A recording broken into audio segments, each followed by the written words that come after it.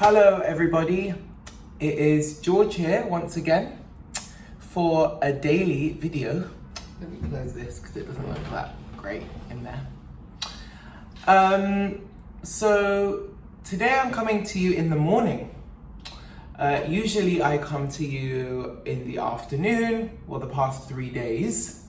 I've been coming to you in the afternoon, but because this afternoon I really want to work on I really want to work on I said navigating grief, which is my friend Taryn's project. No, I really want to work on stepping boundaries this afternoon, because every afternoon I've been filming this, and even though it's quick to film these, it takes time to upload it, and it just takes time out of the afternoon, and I'm like, I really need to get back to stepping boundaries. If you're wondering what stepping boundaries is, it's a series, a travel series that I have on this channel, and it follows my travels with some colleagues across China to like different borders, and it's all about us connecting with people from the extreme spectrum of certain cultures. So within this Chinese culture, Tibetans, Mongolians, things like that.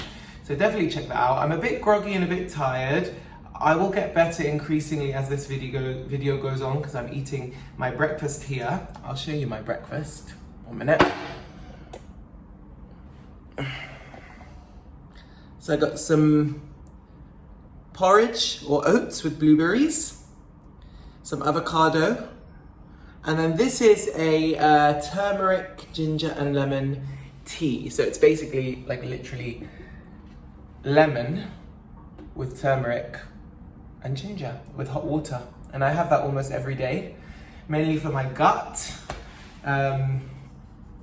It's good for your gut and just overall vitality.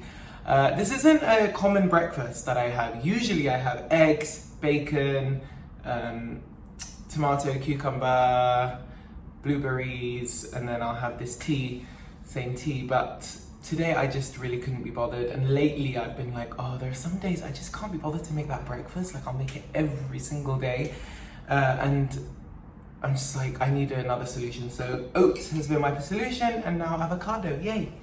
Anyways, that is not the topic of today. Today I wanted to talk a little bit about current issues. So you might see from my title that the two topics that I'm going to touch on are opposing: Amy Winehouse and Afghanistan. But they are two topics that are relevant at the moment, and two topics that I think have similar themes, at least for me. And that is the fact that things are not always what they seem from afar.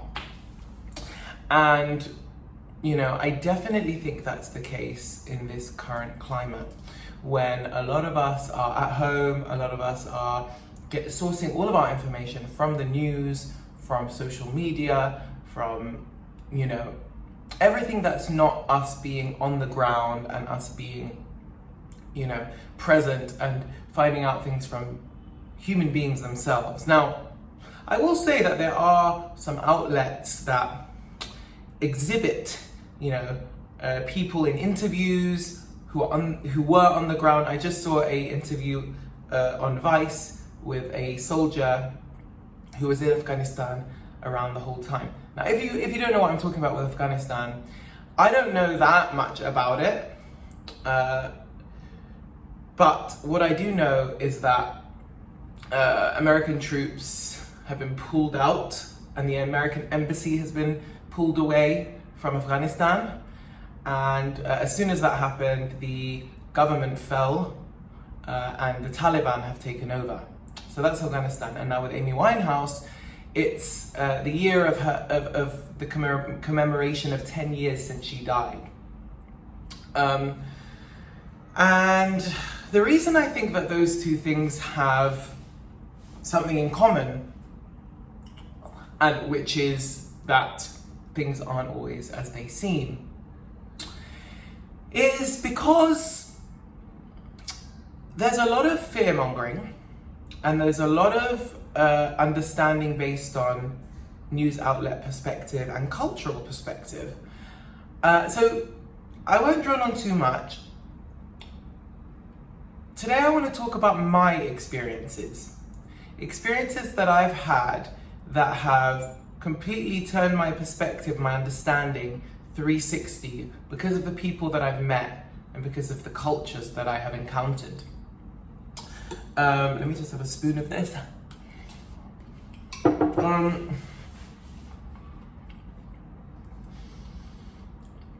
So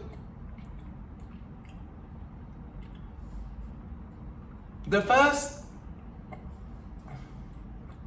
kind of awakening moment for me that I can recall at the moment was the whole Iraq thing, you know, when America was in Iraq and there was all the, you know, unrest with Saddam Hussein and all of that kind of stuff. And at the time I was living in the UK and I was in Southampton, and what I can recall so clearly is us thinking, gosh, Iraq is such a terrible place. Oh, thank God America is saving them. Thank God America is this valiant, you know, democratic haven that's going around, you know, just like these glorious missionaries to save all of these different nations. You know, that I remember truly believing that. I remember the news truly saying that to us. I remember the conversations in my house being that way. But I remember a couple of things that changed my perspective on this. The first thing is that when I was in university, I became very close with an Iraqi girl who grew up in the UK, but was very connected to her culture. Her mom and dad were Muslim and had grown up in Iraq. And I remember having long conversations with her about how, about the state of Iraq. And at the time, I think it had gone to crap. It was really in a bad state. It was around 2011 when I met her. And she said that Iraq as an infrastructure was thriving before America. It was, you know, money-wise, it was thriving. And you know, there were lots of regions of the country of people who were very, you know, in love with Saddam Hussein, who loved him, who wanted him to rule, you know. And that's something you just don't hear on the news. And I was very gobsmacked. I was like, okay, number one, I can kind of accept the fact that, you know, I was wrong about people not liking Saddam Hussein, and you know, people did like him, but the fact that Iraq was thriving before America came in, that was never said on the news, and it just completely gobsmacked me. I was like, what? Like, I always had this image in my mind of Iraq being dust-stricken, horrible place, not very nice, war-torn, you know, but no. And something that reaffirmed this idea was when I moved to the UAE, and then that was populated with many, many Iraqis. And I worked for a like an art district in Dubai called Al Sakal Avenue, and there were lots of Iraqi artists that would come and do art installations when I worked there.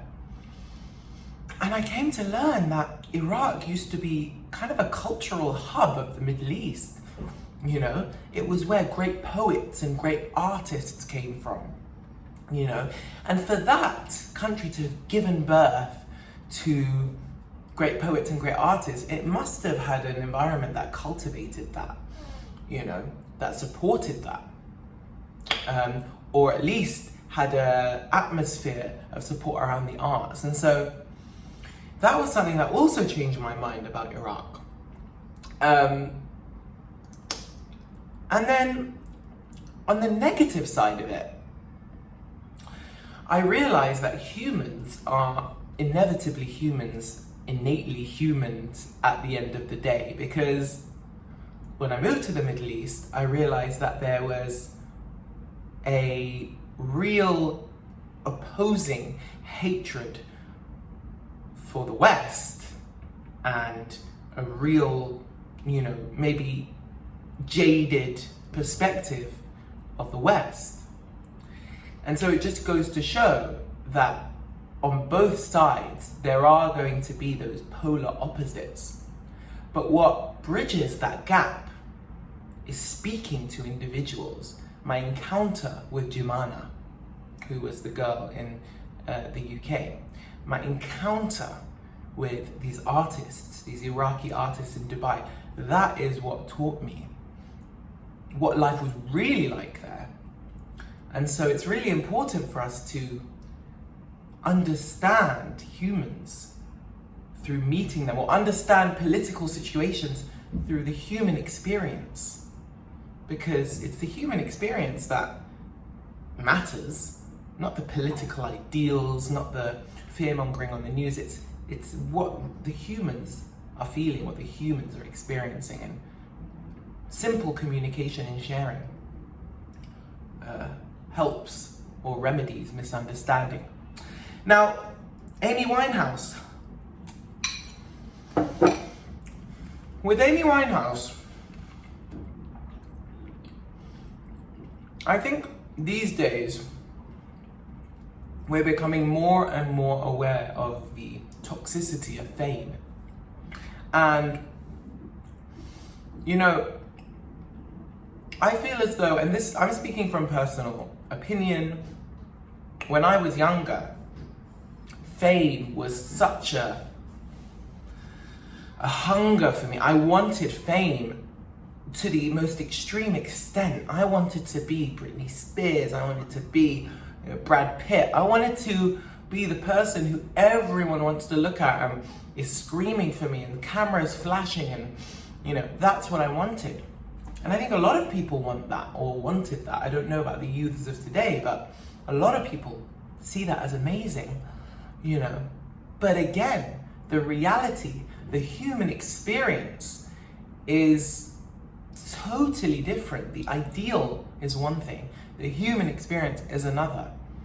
And so I was watching a video yesterday of Amy Winehouse's best friend on This Morning, and he said that Amy Winehouse said to him, she hated fame, she hated it, and she said fame is like a terminal cancer. She hated it, and I think it's a huge element to what drove her to her death. But, an experience I had observing that is once when I was quarantining myself in the UK after I'd gone from Kuwait to the UK, and there's a story about that in my last video if you want to know the details of that. But from Kuwait to the UK, I was staying in an Airbnb. It's like in a farm, and there were lots of different apartments, or like different kind of barns, I suppose, of people staying in them.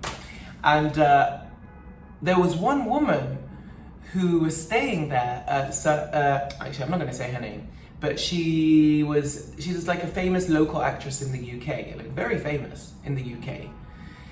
And she's been in some American movies as well, or one that I know of. Anyway, so when I saw her, I was like, oh my gosh, a famous person, amazing. I'm around her, I'm an actor, I'm gonna get in there, I'm gonna connect.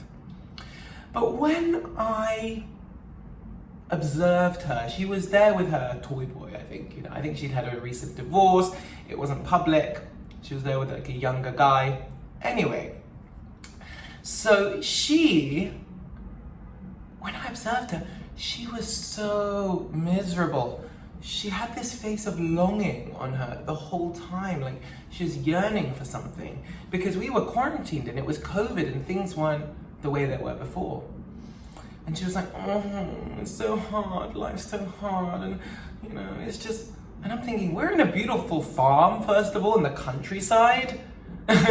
We're in a beautiful place, like it was a really nice Airbnb, it was stunning, and all she could do is moan. But what it made me think of is the fact that, number one, we always think that famous people are have it together, are stronger than the rest of us. But actually, what I realized in that situation is she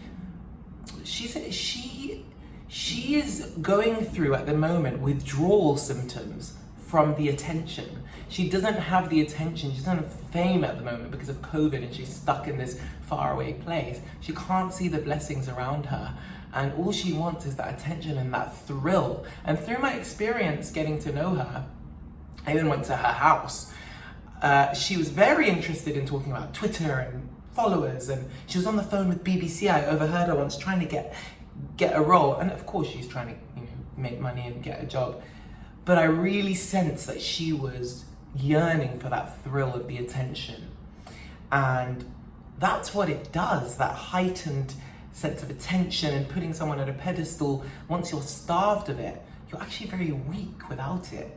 It's almost like if that's all you rely on, then when you don't have it, you're nothing. And I think with Amy, it was almost kind of the converse. Like, she didn't want to rely on it. It wasn't her, yet it was thrust upon her, and it destroyed her.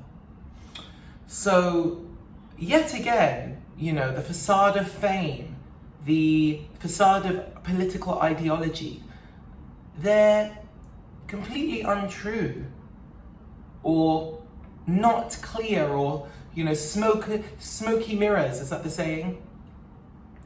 Unless you get the perspective from people on the ground, from the human experience. And those are my reflections from sort of an international perspective, from a perspective of someone who doesn't have much factual knowledge about these things, but has encountered individuals who have shared knowledge of their human experience, which I believe is just as, if not more, valuable when trying to understand these very devastating situations. So those are my thoughts. I hope you enjoyed it. I hope it gave you a little bit of insight. I'd love to hear your thoughts down below. Let's focus on thinking about the human experience and things that we've learned from hearing stories from others. So if you have any stories that you've heard connected to these current issues or other current issues or other issues that you feel are relevant to what I've spoken about, then let me know in the comments below. And I am actually going to continue eating this and my avocado. They're just sitting here while I droned on. And thank you for watching, and I'll be here tomorrow to talk about something else. All right, bye guys.